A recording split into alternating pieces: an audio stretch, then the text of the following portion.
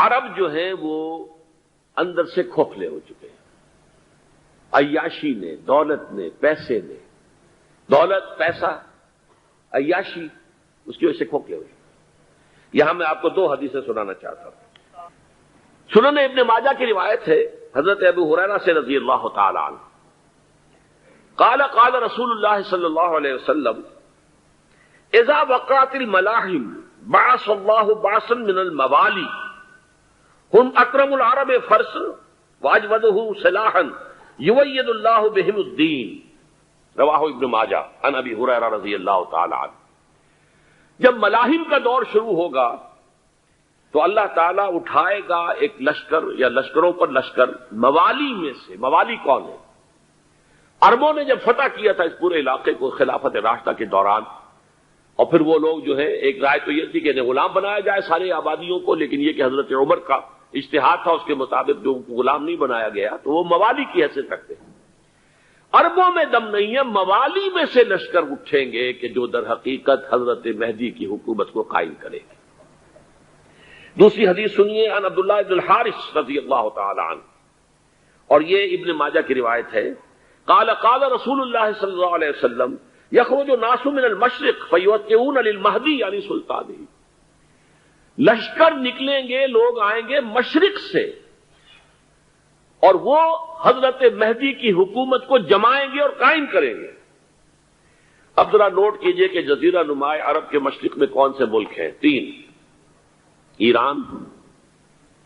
افغانستان، پاکستان، یہ تین سالڈ مسلم ممالک، مسلم آبادی اکثریت۔ ویسے تو یہ کہ آگے ہندوستان میں 20 کروڑ مسلمان ہیں، لیکن وہ 20 کروڑ جو ہے وہ تو 80 کروڑ کے اندر تحلیل ہو جاتے ہیں غیر مسلموں میں، لیکن یہاں جو معاملہ ہے یہ خالص اکثریت کا۔ ان میں سے ایران کا معاملہ جہاں تک ہے، نمبر ایک یہ کہ وہ شیعہ عقائد کے حصار میں بند ہے، اس سے ادھر ادھر ہونا اس کے لیے ممکن نہیں۔ حدیث میں یہ بھی آتا کہ اصفہان سے 70,000 یہودی دجال کا ساتھ دیں گے، لیکن بہرحال خراسان ایک صوبہ ہے افغانستان کا اس وقت بھی شمال مشرقی کونے میں، مجھے امید ہے وہاں سے خیر کی،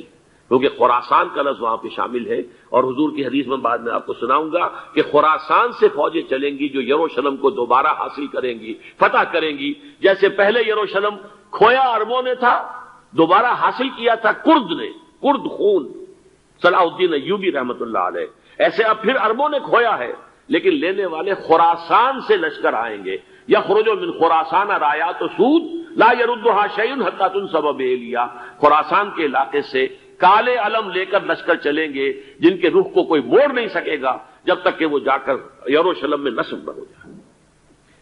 اس کے بعد نام آتا ہے پاکستان کا۔ یہ ہے میری اور آپ کی داستان، اور یہ ہے سبب جس کی وجہ سے کہ میں آپ سے یہ گفتگو کر رہا ہوں۔ اصل میں تو کس لیے؟ محض ایک علمی استفادہ، محض اپنی بات آراء کو ظاہر کرنے کا شوق نہیں، بلکہ یہ کہ اپنی ذمہ داری ہم پہچانے کہ ہم کس مقام پر کھڑے ہیں۔ دیکھیے، اس پاکستان کے بارے میں یا ہندوستان کے بارے میں علامہ اقبال نے کہا تھا اپنے ترانہ ملی میں، میر عرب کو آئی ٹھنڈی ہوا جہاں سے، میرا وطن وہی ہے، میرا وطن وہی ہے۔ اور مجھے بتایا گیا کہ سنن ابی داؤد میں یہ روایت موجود ہے کہ حضور نے فرمایا کہ ہندوستان کی طرف سے مجھے ٹھنڈی ہوا آتی، اگرچہ مجھے وہ حدیث ابھی نہیں ملی ہے، لیکن حزب التحریر کا ایک کارڈ مجھے ملا تھا، تو اس میں اس حدیث کا اور اس میں ابو داؤد کا روایت کا حوالہ موجود تھا۔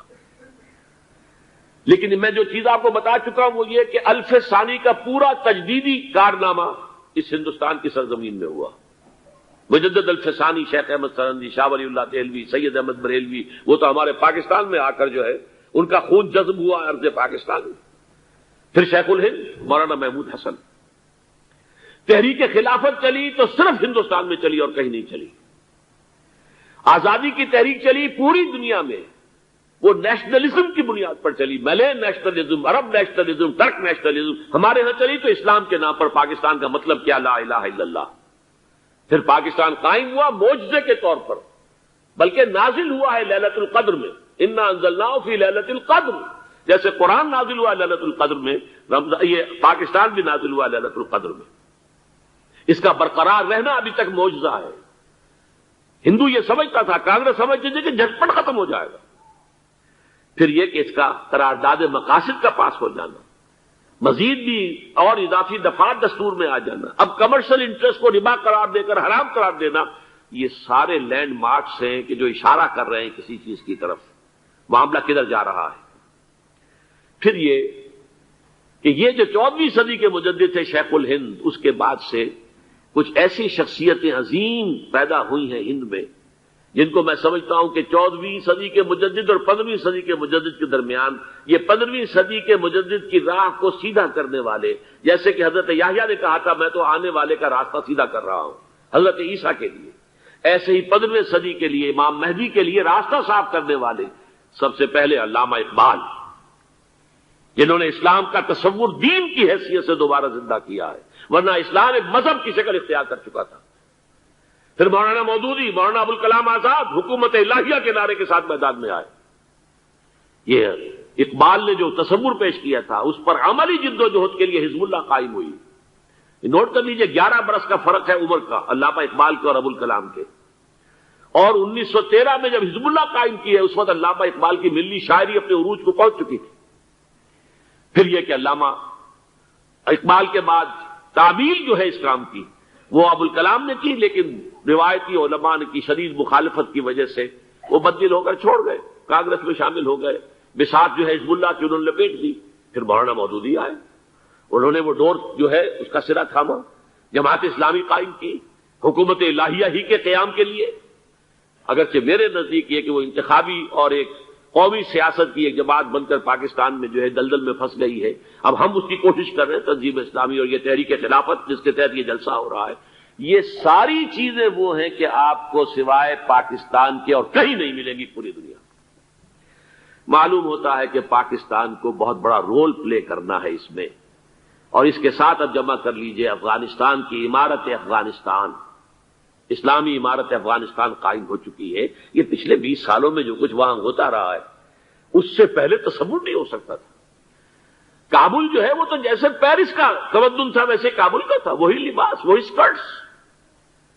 یہاں جب آئے تھے شاہ ظاہر شاہ سرکاری دورے پر تو ان کی جو ملکہ صاحبہ تھی ان کے ساتھ وہ سکرٹ میں ملبوس تھی۔ کابل جو ہے وہ بالکل ایک پیرس کی طرح کا شہر تھا۔ آج کابل جو ہے جا کر دیکھیے،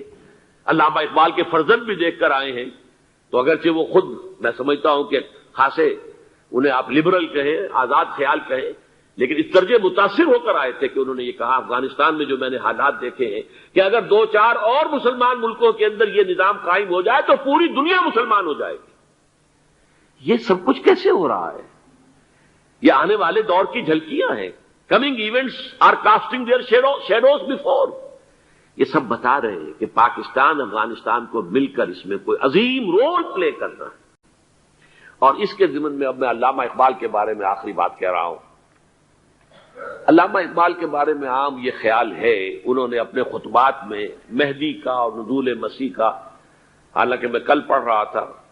مولانا سعید احمد اکبر آبادی رحمۃ اللہ علیہ کا ایک مقالہ ان کا کہ علامہ اقبال نے ابن خلدون کے بارے میں یہ کہا ہے کہ مہدی کا اور نزول عیسیٰ کا دونوں کا انہوں نے انکار کیا ہے، حالانکہ ابن خلدون نے نزول عیسیٰ کا انکار نہیں کیا، صرف مہدی کا انکار کیا ہے۔ بہرحال علامہ اقبال نے خطبات میں انکار کیا ہے، لیکن یہ کہ اپنی شاعری کے اندر میں چیلنج کرتا ہوں کسی بڑے سے بڑے اقبال شناس کو، ان کا یہ شعر ذرا سنیے: خضر وقت از خلوت دشت حجاز آید بروں، کارواں زی وادی دور و دراز آید بروں۔ خضر وقت، امام وقت، رہنماء وقت، قائد وقت، خلوت دشت حجاز، حجاز کی صحرا کی کسی خلوت گزینی سے نکل کر باہر آئیں گے۔ میں حیران ہوتا ہوں علامہ کے اس فکر پر اور اس مصرے پر۔ یہاں انہوں نے شیعہ اور سنی دونوں کے کانسیپٹ جمع کر دیے۔ شیعہ کا کانسیپٹ یہ چھپے ہوئے کسی غار میں وہاں سے برآمد ہوں گے، اور ہمارا کانسیپٹ میں ام سلمہ رضی اللہ تعالیٰ عنہ کی حدیث سنا چکا، چھپے ہوئے ہوں گے وہ وہاں پر، مدینے سے نکل کر آ کر مکے میں چھپ جائیں گے۔ اس خانہ جنگی کی حالت میں لوگ ان کی طرف دیکھ رہے ہوں گے، سوچتے ہوں گے انہیں میدان میں آنا چاہیے، کوئی پارٹ پلے کرنا چاہیے، امت کی رہنمائی کرنی چاہیے، لیکن وہ چھپیں گے، وہ کارے ہوں گے، وہ اس ذمہ داری کو قبول نہیں کرنا چاہیں گے، جا کے چھپ جائیں گے مکے میں، وہاں سے مکے والے انہیں نکالیں گے، اور وہ کارے ہوں گے، انہیں بالکل یہ پسند نہیں ہوگا کہ ذمہ داری اٹھائیں۔ تو خضر وقت از خلوت دشت حجاز آیت بروں، کارواں زی وادی دور و دراز آیت بروں، کارواں جو چلے گا ان کی مدد کے لیے اس وادی دور و دراز، اس زی عظیم وادی دور و دراز، یہ وادی سندھ ہے۔ وادی سندھ جو ہے ہم سمجھتے ہیں کہ صرف یہ پاکستان اور پنجاب جو ہے یہ اس میں شامل ہے، سندھ اور پنجاب نہیں، افغانستان کا پورا مشرقی علاقہ اس میں شامل ہے۔ جیسے دریائے جہلم سندھ میں جا رہا ہے،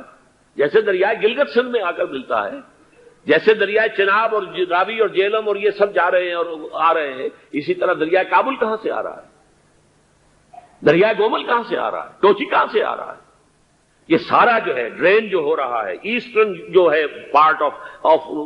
افغانستان، یہ سب وادی ہے۔ اس وادی کے یہ دو حصے ہیں، ایک حصہ جو ہے یہ ادھر پاکستان میں ہے اور اسی وادی کا دوسرا حصہ جو ہے وہ افغانستان میں ہے۔ کارواں زی وادی دور و دراز آیت بروں، کارواں چلے گا یہاں سے، یخرج ناس من المشرق یؤتون للمہدی یعنی سلطان ہی، مشرق سے فوجیں چلیں گی کہ جو مہدی کی حکومت قائم کریں گی، اور یخرج من خراسان رایات و سود، اور خراسان سے سیاہ پرچم چلیں گے کہ جن کا رخ کوئی موڑ نہیں سکے گا، حتیٰ تنصب بیلیا، یہاں تک کہ وہ جا کر یروشلم کے اندر نصب ہو جائیں گے۔ حضرات، میں ایک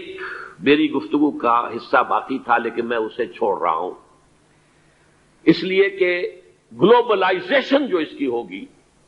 جو خلافت علی منہاج النبوہ کی تجدید کامل حضرت مہدی کے ہاتھوں عرب میں ہوگی،